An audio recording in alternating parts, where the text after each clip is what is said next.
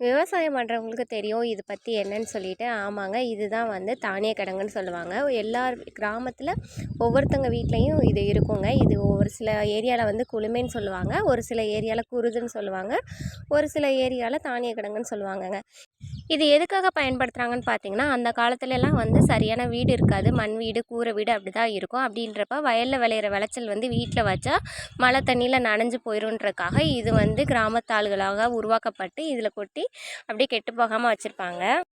தேவைப்படும் போது அதை எடுத்து பயன்படுத்திப்பாங்கங்க. இதுதான் வந்து தானிய கிடங்கு. இது வந்து என்ன விளைச்சல் விளையுதோ இப்போ தட்டைப்பயிறு, நெல் இதெல்லாம் கொட்டி வச்சுப்பாங்க. நாங்கள் வந்து நெல் தான் போட்டு வச்சுருக்கோம்.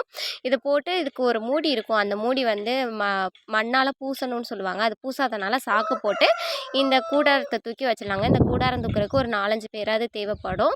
அவ்வளவுக்கு கனமாக இருக்கும். அது வந்து தகரத்தால் செஞ்சுருப்பாங்க. மழை தண்ணி உள்ளே இறங்காத அளவுக்கு அதை செஞ்சுருப்பாங்கங்க. இது